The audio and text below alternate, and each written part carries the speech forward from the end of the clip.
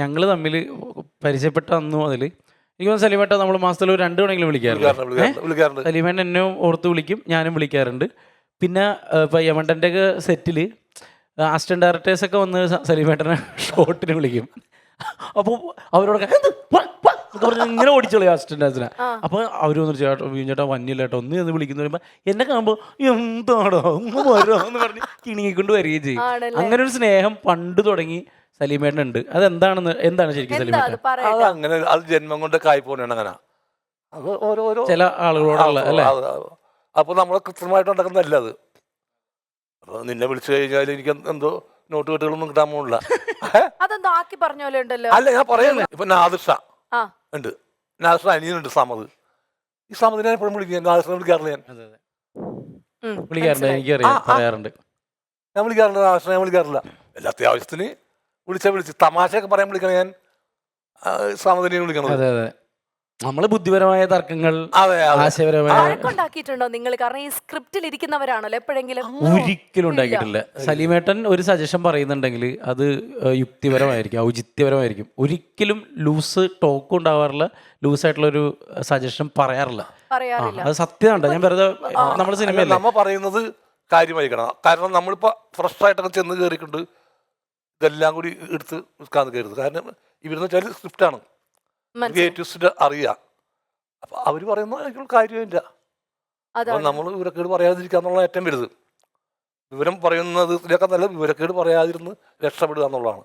പിന്നെ അത്യാവശ്യ സാധനങ്ങൾ നമുക്ക് കയറ്റി വെക്കാനുള്ള അതിൽ പറയേണ്ട ഒരു കാര്യമുണ്ട്. നിങ്ങളുടെ സലീമേണ്ട ഒരു പീസ് ഉണ്ട്. അങ്ങനെ ഇപ്പൊ ഞാൻ നന്നായിട്ട് ഇവിടെ ഇത് നന്നാവണ്ട, ഇത് നന്നായിട്ട് ഈ ലോകം നന്നാവണ്ട, ഈ പാകിസ്ഥാൻ അത് മര്യാദക്ക് പറഞ്ഞു ഞാൻ. മനസ്സിലായി.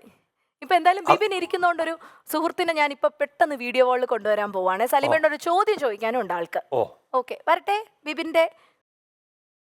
ഞാൻ വളരെ കുറച്ച് സിനിമകളിൽ അഭിനയിച്ചിട്ടുള്ളൂവെങ്കിലും അതിൽ ഭൂരിഭാഗം സിനിമകളിലും സലീമേട്ടൻ്റെ കൂടെ അഭിനയിക്കാൻ കഴിയും എന്നുള്ളത് ഒരു വലിയ ഭാഗ്യമാണ്. എൻ്റെ ആദ്യ സിനിമയായ എൻ്റെ വീട് അപ്പൂൻ്റെ മുതൽ രാപ്പകൽ, മായാവി, ഇതിലൊക്കെ ഒരു തഗ് പാർട്ട്ണറായിട്ട് ചെറിയ ചെറിയ സീനുകളിൽ അഭിനയിക്കാൻ എനിക്ക് സാധിച്ചിട്ടുണ്ട്. അതിനുശേഷം ഞങ്ങൾ ആദ്യമായിട്ട് എഴുതിയ തിരക്കഥ അമർ അക്ബർ അന്തോണിയിൽ സലീമേട്ടനെ വെച്ചിട്ടാണ് ഞങ്ങൾ അതിലൊരു ഹ്യൂമർ ട്രാക്ക് എഴുതിയിരുന്നത്. പക്ഷേ അന്നത്തെ ഒരു ആരോഗ്യസ്ഥിതി വെച്ച് സലീമേട്ടനെ ചെയ്യാൻ പറ്റിയില്ലെങ്കിലും ഞങ്ങളുടെ സ്വിച്ച് ഓണൊക്കെ ചെയ്തു തന്നത് സലീമേട്ടനായിരുന്നു. അതിനുശേഷം കട്ടപ്പനയിൽ ഋതിക് റോഷൻ, യമണ്ടൻ പ്രേമകഥ, എന്തിന് ഈ അടുത്ത് ഇടിയൻ ചന്തൂല് വരെ ഒരുമിച്ച് അഭിനയിക്കാനുള്ള ഭാഗ്യം എനിക്കുണ്ടായി. സലീമേട്ടനൊരു റീപ്ലേസ് ചെയ്യാൻ പറ്റാത്തൊരു ആക്ടറാണെന്നുള്ള കാര്യത്തിൽ ആർക്കും ഒരു തർക്കമില്ല. പക്ഷെ എനിക്ക് ചോദിക്കാനുള്ളത്, സലീമേട്ടൻ്റെ എഴുത്തുകാരനെ അധികം ആരും അങ്ങോട്ട് ശ്രദ്ധിച്ച് ഞാൻ കണ്ടിട്ടില്ല. അപ്പോൾ എനിക്ക് ഏറ്റവും ഇഷ്ടപ്പെട്ട സലീമേട്ടൻ എഴുതിയ തിരക്കഥ എന്ന് പറയുന്നത് കറുത്ത ജൂതൻ എന്ന് പറയുന്ന സിനിമയുടെ ആയിരുന്നു. സലീമേട്ടന് സ്റ്റേറ്റ് അവാർഡ് കിട്ടിയ തിരക്കഥയാണ്. അപ്പോൾ ഇനി ഒരു തിരക്കഥ സലീമേട്ടൻ്റെ അടുത്ത് തന്നെ എഴുതുന്നുണ്ടോ?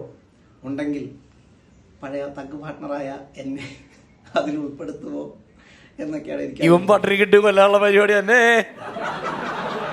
പറയട്ടെ, ഇനി സ്ക്രിപ്റ്റിൽ എന്താണ് ഇരിക്കുന്നതെന്നാണ് വിഷ്ണു. നല്ലൊരു സബ്ജക്റ്റ് വരെയാണ് ഞാൻ ഇരിക്കും, നല്ലൊരു ത്രെഡ് വരെയാണെങ്കിൽ, നല്ലൊരു ആശയം വരെയാണെങ്കിൽ ചെയ്യണം ആണ്. എന്നാൽ ഈ 2 പയ്യന്മാരെ പറ്റി എന്താണ് പറയാനുള്ളത്? വിഷ്ണുവിനെ വിടാ. ബിബിൻ എന്ന് വെച്ചാല് വിഷ്ണു ഞാൻ വളരെ ചെറുപ്പം, അവന്റെ ചെറുപ്പം, എന്റെ ചെറുപ്പമൊന്നുമില്ല, അവന്റെ ചെറുപ്പം തോന്നി. ഏതാണ് മായാവില്ല പടം? എന്റെ വീടപ്പൂന്റെ ജയിലിൽ മായാവിലാണ്. ഞാൻ വെല്ലുവിളിക്കുന്നുണ്ട് ഒരു തല ഇറങ്ങി പാടാ പോടാ പരമാക്ക ഞാൻ തിരിച്ചു പോയത് ഇവന്റെ ഈ പ്രസന്റേഷൻ കണ്ടിട്ട്. രാപ്പകലിലൊക്കെ ഒരു ഓക്കെ അവൻ ആ വേഷം ചെയ്യുന്ന ഈ മായാവി ഞാൻ ഇപ്പോഴും കണ്ടിരിക്കും ഞാൻ ഇവന്റെ പെർഫോമൻസ്. പിന്നെ എൻ്റെ വീട് പൂവിൻ്റെയും മുങ്ങാച്ചേട്ടനൊക്കെ പറഞ്ഞ എൻ്റെ പുറകെ കിടക്കണ പയ്യനായിട്ട്. പിന്നെ വിപിൻ എന്ന് വെച്ചാൽ നമുക്കൊക്കെ പ്രചോദനമാണ്, ഒരുപാട് പേർക്കൊരു പ്രചോദനമാണ്. അവൻ്റെ ഈ വളർച്ച എന്ന് വെച്ചാൽ ഒരുപാട് പേർക്ക് അത് ഇനിയും ഉയരങ്ങളിലേക്ക് തന്നെ വരുള്ളൂ. അത് ഒരുപാട് പേരുടെ പ്രാർത്ഥന ഉണ്ടാവും അതിനകത്ത്. തീർച്ചയായിട്ടും. അപ്പൊ ഇത് 2 സംസാരിച്ചുകൊണ്ടിരിക്കുമ്പോ പെട്ടെന്നൊന്ന് സലീമേട്ടൻ വീഡിയോ കോളിലേക്ക് ഒന്ന് നോക്കാവോ? നീ ആരടാ എന്നോട് ഇങ്ങോട്ട് ഇറങ്ങി വാടാ എടപ്പാളി. ഒന്ന് പോവാടാ മരമാക്കി പോയി തരത്തി പോയി കളിക്കണപ്പ പോയി തരത്തി പോയി ഭയങ്കര ടൈമിങ്, ഭയങ്കര അസാധ്യ പ്രകടനം. ഇതുപോലെ ഞാൻ പറഞ്ഞത് സെറ്റിൽ ഇങ്ങനെ ചിരിച്ചു പോയ ഏതെങ്കിലും പെർഫോമൻസ് ഉണ്ടോ സലീമേട്ട? കാരണം ഒരുപാടുണ്ട്. ഒരെണ്ണം പറയാനായിട്ട് അങ്ങനെ അങ്ങനെ പെട്ടെന്ന് നിങ്ങൾ പറയാ എന്തായാലും ഒരുപാടുണ്ട്. ഇപ്പൊ വിഷ്ണുവിനെ കുറിച്ച് പറഞ്ഞു ഇങ്ങനെ സംഭവം ഞാൻ ഇത് ഓർത്തത്. ആ എന്നാൽ ഇന്നസെന്റ് സാറുമായിട്ടോ ഒരുപാട് സെന്റേറ്റിനെക്കാട്ട് ഒരുപാടുണ്ടെന്നേ.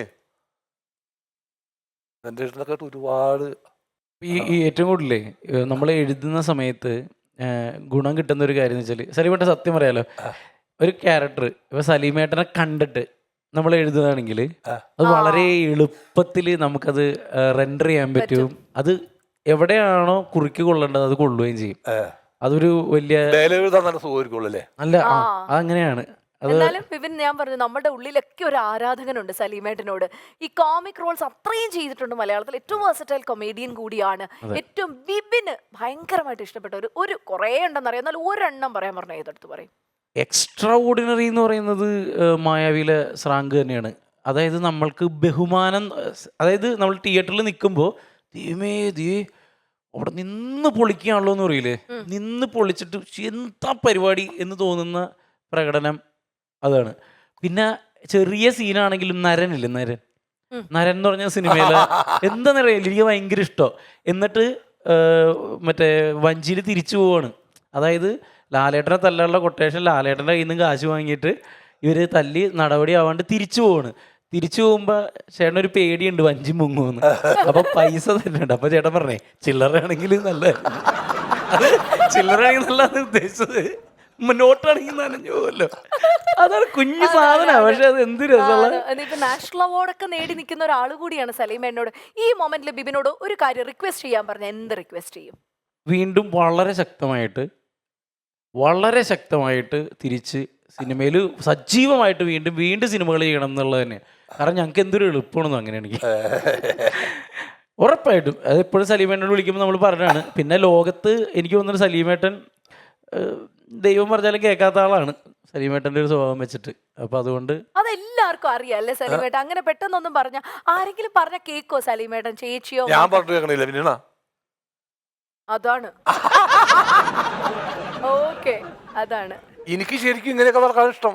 ഇങ്ങനെയൊക്കെ ഇരിക്കാനായിട്ട് അസുഖം പിടിച്ച് നമ്മുടെ ഇപ്പോഴത്തെ ഒരു ഇഷ്ടമല്ല അതൊന്നും. എന്തോന്നേട്ടാ അസുഖം പിടിച്ചു കിടക്കാരോ? ആ എനിക്ക് താല്പര്യമില്ല അസുഖം പിടിച്ച് കിടക്കാനൊന്നും.